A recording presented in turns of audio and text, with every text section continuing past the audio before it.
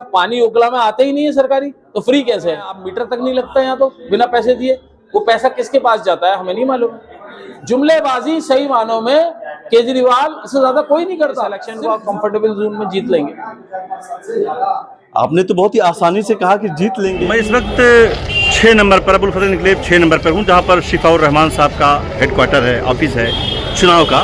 और ये आप देख रहे हैं कि उनके चुनाव का जो मंजर है, गहमा गहमी है, शाम का वक्त है, लोग कैंपेन करके यहाँ पर आए हुए हैं, बैठे हुए हैं। दिन भर की स्ट्रेटजी क्या रही है आज की, कल क्या होगी, उस पर चर्चा कर रहे हैं। लोगों से मुलाकात करता हूँ और उनसे बात करता हूँ कि कैसी रही आज की उनकी कैंपेन और आने वाले दिनों की कैंपेन को वो किस तरह से आगे बढ़ा रहे हैं। पॉलिटिशियन मुदस्सिर हयात साहब मेरे साथ हैं और मुदस्सिर हयात साहब का एक लंबा तजर्बा है इलेक्शंस का। इसे देख रहे हैं, इनकी कैंपेन को देख रहे हैं। सर, आज तक की क्या अपडेट्स क्या हैं? आज तक के अपडेट्स आप हमारे एंगल से देखेंगे तो ये सिंपल है कि इलेक्शन में हमें थोड़ी एज है और हम इस इलेक्शन को कंफर्टेबल जोन में जीत लेंगे। आपने तो बहुत ही आसानी से कहा कि जीत लेंगे, और जीत की दावेदारी जो 10 साल से जीतते आए हैं उन्होंने प्रबल दावेदारी कर रखी है कि उनकी सरकार के बहुत सारे एडवांटेज हैं। तो आप कैसे दावा करते हैं कि आप मुझे एडवांटेज बताएं तो मैं उसका जवाब दूं। आपको कौन सा ऐसा एडवांटेज लग रहा है जो ओखला में मिला हो सरकार? कुछ अनाउंसमेंट जो उनके आम पब्लिक के लिए हुए। ओखला की बात बताइए। आप बताते हैं मैं जवाब देता जाऊंगा। अब बिजली को लेकर लें, बिजली ओखला में आप मीटर तक नहीं लगता यहाँ तो बिना पैसे दिए। वो पैसा किसके पास जाता है हमें नहीं मालूम। अभी उन्होंने आपने मालूम करिए, किसी गली में निकलिए।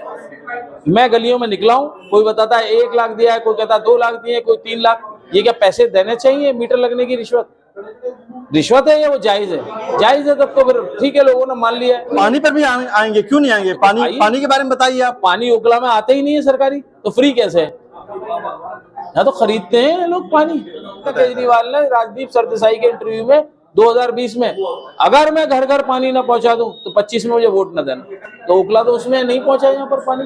वोट नहीं देना है? वोट क्यों देंगे? पूछो ना, मैं बताता हूँ। पब्लिक में ये गुमराह करते हैं, टीवी पे, इलेक्ट्रॉनिक मीडिया में लाखों करोड़ रुपए खर्च करके। एक चीज मुझे सरकार बहुत काम कर रही है, दूसरी तरफ इल्जाम देते हैं बीजेपी काम नहीं कर रही है। भाई एक बात बोलो ना, ये झूठों की झूठ जो है ये कोई कायदे से खोलता नहीं है। भाई आप जैसे क्या क्या झूठ बोला उन्होंने, आप बताइए। उन्होंने क्या क्या झूठ बोला? आपने क्या नोट किया? पंजाब में अभी 1000 का वादा दिया था। क्या हम इलेक्शन में दिया था, नहीं दिया था? क्या दिए वहां पे 1000 महिलाओं को? ये कहा था कि हर महिला को 1000 रुपए मिला करेंगे, तो जीत गए। वहां तो नहीं मिले, 2-2.5 साल हो गए। अब यहाँ कह रहे हैं 2100 देंगे।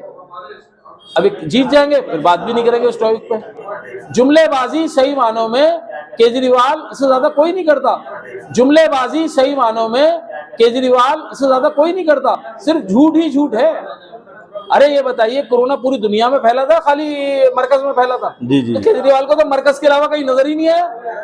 रोज टीवी में बैठ के इंटरव्यू देते थे। मैंने आज 10 जमातियों को अंदर डाल दिया जेल में, 10 जमातियों को क्वारंटाइन कर दिया। ये कोरोना फैला रहे थे, इन्हें मैं नहीं छोड़ूंगा। ठीक है, एक बात तो ये हुई कि वो फेल हैं। दूसरी बात ये बताइए कि शिफाउर रहमान साहब की जो कुर्बानियां हैं कम्युनिटी के हवाले से, जिस पर लोग बात कर रहे हैं, आप तमाम लोग साथ खड़े हैं, क्या सिर्फ सिंपैथी वोट के बुनियाद पर वोट जीत जाएंगे? सिंपैथी नहीं, अब यही बात तो है। एक्चुअल में शिफाउर रहमान जो है एक अच्छा इंसान भी है। वो एक उसके ऊपर दंगे के आरोप, और उसने किसी ने देखा उसे दंगा करते हुए? कभी ईंट फेंकते देखा, पत्थर फेंकते देखा, लड़ाई करते देखा? नहीं देखा ना। एक्चुअल में प्रॉब्लम क्या है, वो पॉलिटिकल प्रिजनर है। और देख लेना आने वाले वक्त में हमें पूरी उम्मीद है अदालतों से इंसाफ मिलेगा, वो बाइज्जत बरी हो।